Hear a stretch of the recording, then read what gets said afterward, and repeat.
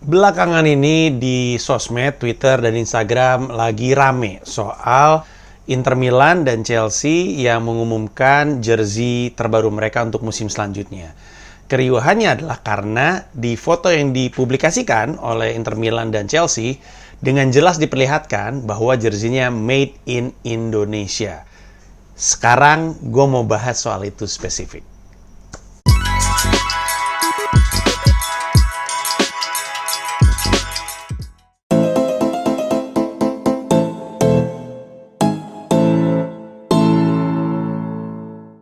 Ketika itu muncul, reaksi terdini yang nyampe di sosmed gue adalah bahwa mereka inget sama beat gue waktu di Juru Bicara. Gue pernah ngomongin soal pengalaman gue ke Old Trafford, terus masuk ke tokonya dan nemu jersey ada tulisannya Made in Indonesia. Dan gue bingung karena gue suka beli jersey di Nike Indonesia dan biasanya Made in Vietnam dan Made in Thailand. Ini adalah cuplikan beatnya.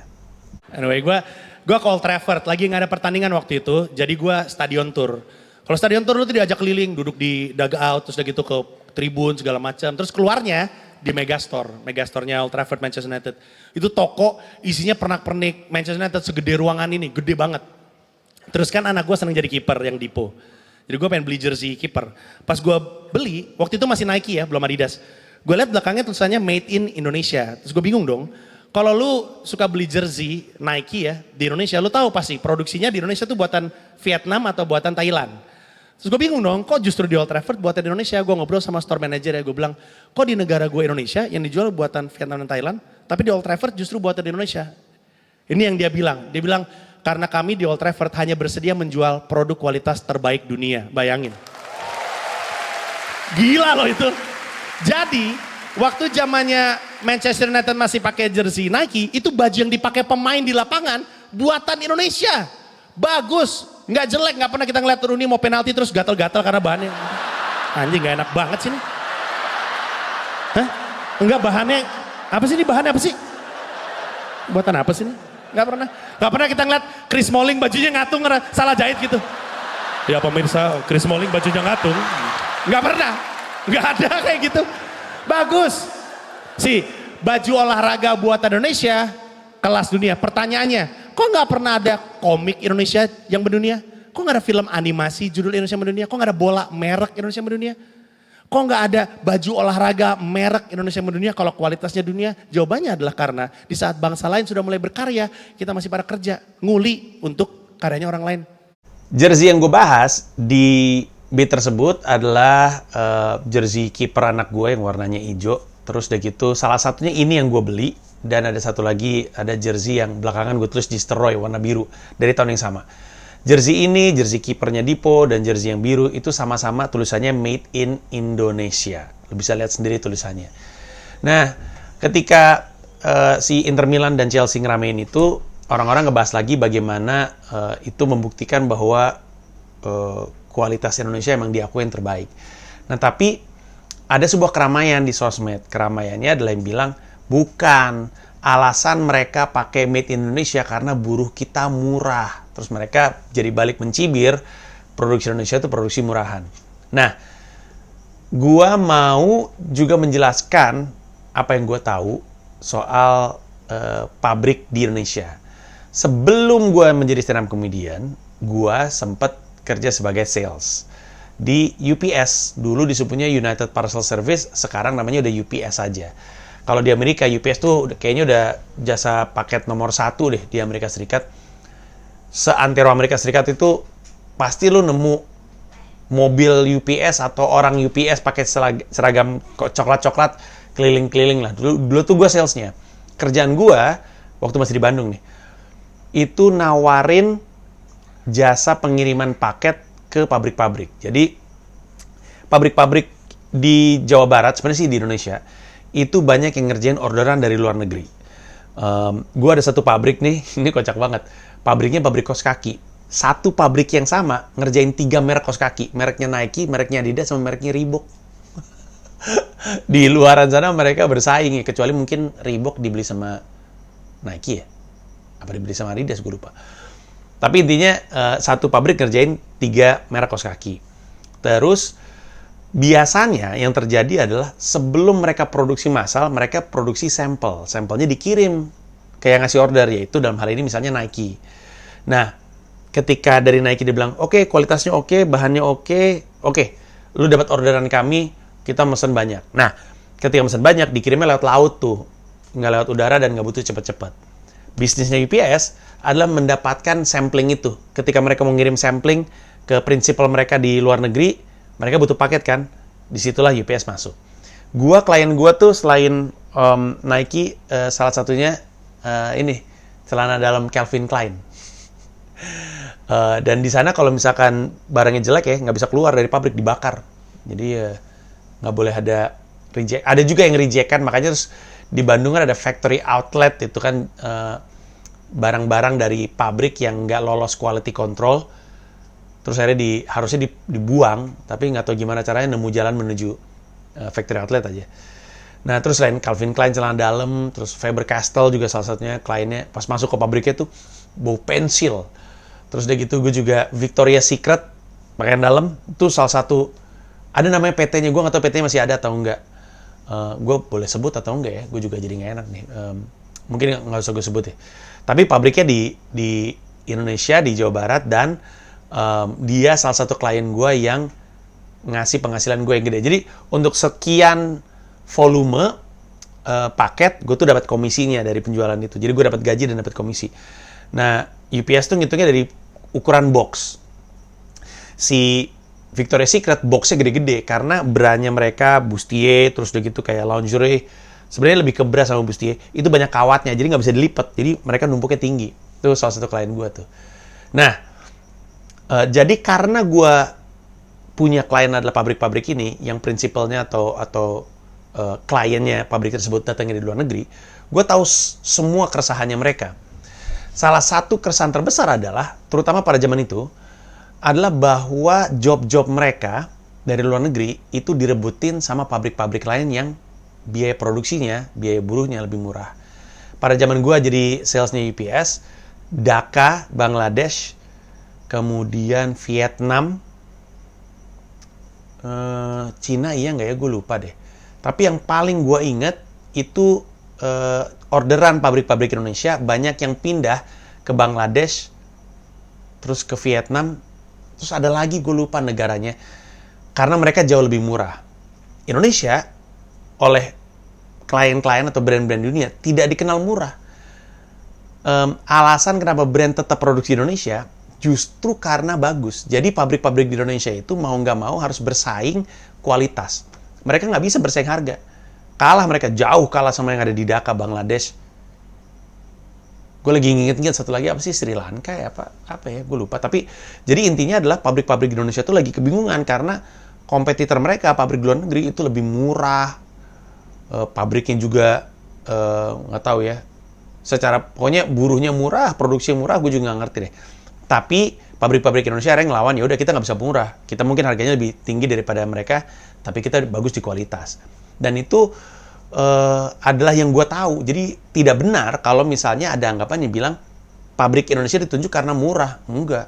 Gue tahu persis, gue ngomong sama pabrik-pabrik tersebut. Karena mereka nggak bisa bersaing dengan murah maksudnya pabrik lain yang lebih murah, mereka mainnya di kualitas. Nah, sekarang kita coba untuk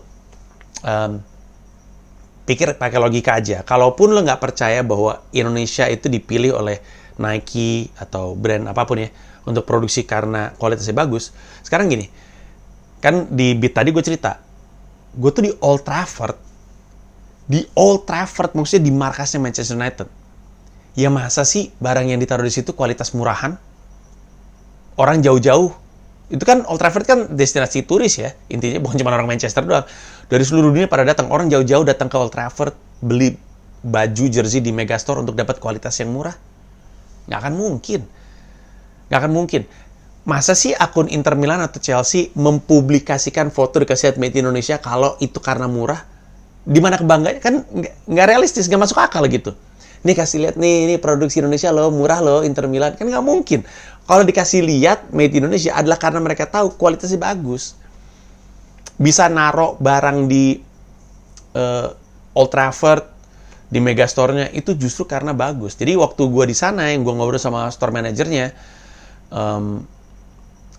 di jawaban dia gue yakini benar ketika dia bilang, ya kan, karena gue bilang kan seperti yang tadi di gue kan orang Indonesia, kok di Indonesia yang dijual produksi Vietnam dan Thailand, harusnya produksi Indonesia dong, malah di Manchester yang produksi Indonesia. Terus dia mukanya lempeng aja, ya karena kalau di sini kami cuma mau jual kualitas terbaik dunia gitu. Kayaknya dia pengen bilang, ya negara lu mungkin isinya orang miskin kali, jadi dikasihnya yang murah jersinya. Kalau kita mah, kita isinya orang-orang mampu, kita pengennya ngasih kualitas yang terbaik. Gue yakin itu sebagai sebuah kebenaran. Nah, jadi tidak benar kalau rame anggapan masyarakat bahwa itu jangan bangga lah pabrik-pabrik itu milih Indonesia, merek-merek itu milih pabrik Indonesia karena murah. Tidak benar, murah tuh banyak yang lain. Dhaka Bangladesh salah satunya, mereka milih karena kualitas Indonesia bagus. Tapi seperti yang gue bahas di Beat tadi, harusnya kita nggak bangga di situ. Jangan bangga jadi buruh dengan kualitas terbaik. Banggalah jadi produsen. Kalau kita udah bikin, kalau kemampuan bikinnya udah terbaik, ya sekarang kita harus punya kemampuan desain terbaik, kemampuan konsep terbaik, kemampuan untuk mengembangkan merek yang terbaik, kemampuan untuk bikin strategi marketing yang terbaik, sehingga produk kita yang mendunia. Bukan kita bikinin produk-produk dunia. Makanya di Beat gue yang di juru bicara itu, gue ngomongin soal animator level Indonesia, tapi animasi Indonesia nggak ada yang mendunia. Terus ada komikus dunia Indonesia nih, komikus Indonesia levelnya di dunia, tapi nggak ada komik Indonesia yang mendunia. Kan jadi pertanyaan kan, kalau tangan yang ngerjain aja diterima sama Marvel, tangan yang ngerjain diterima sama DC, kenapa nggak ada, dan DC dan Marvel levelnya dunia, kenapa nggak orang-orang itu bikin komik yang mendunia? Karena kenyataannya menggambar adalah satu hal, tapi bikin cerita, bikin karakter yang everlasting gitu, yang selamanya gitu. Bikin konsep cerita yang abadi, nggak gampang memang. Nah, waktunya kita untuk naikin level.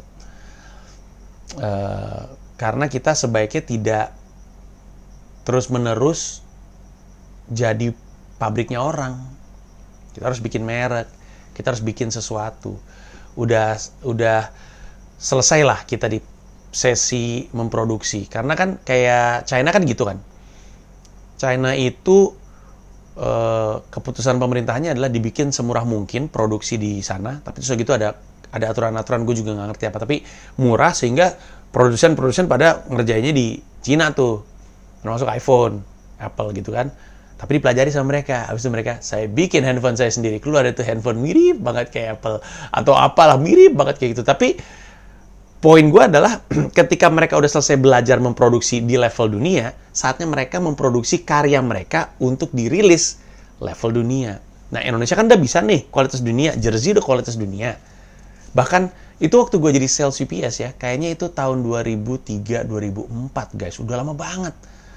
Tahun 2003-2004, kaos kaki buatan Indonesia levelnya dunia. Lingerie, bra buat Indonesia levelnya dunia. Pensil buat Indonesia levelnya dunia. Sweater, celana dalam. Banyak banget brand-brand bisa gue sebut, tapi sekarang gue udah lupa.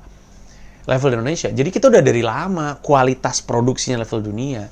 Nah, sekarang kita mesti pikir gimana caranya bukan cuma kualitas produksinya doang. Kualitas karyanya.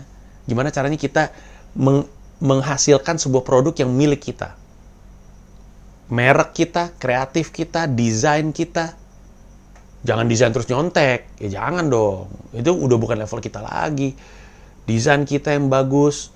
Terus udah gitu kita punya kemampuan marketing yang bagus. Kemampuan mengelola bisnis yang bagus. Sehingga apa yang jadi milik kita, akhirnya kita bisa pasarkan kepada dunia. Sudah saatnya kita menawarkan sesuatu kepada dunia ketimbang hanya mengkonsumsi apa yang dunia tawarkan pada kita.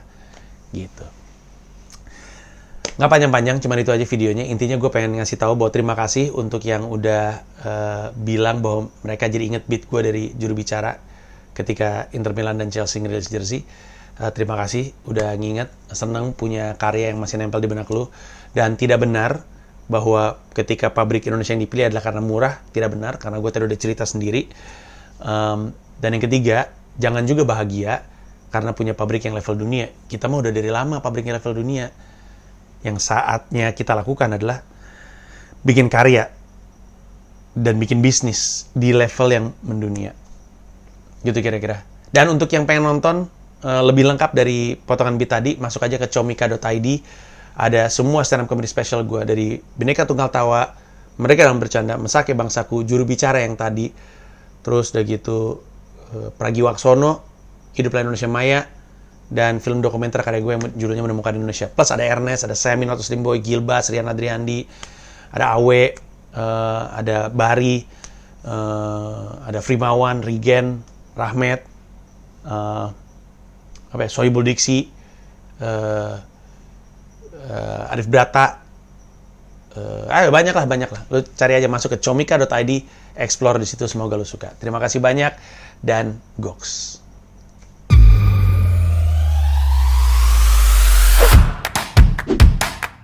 Sekali. Gue berak ngajak partisipasi. Gua pernah. Siapa yang Ini Widodo. Gua isep kakak lu goblok.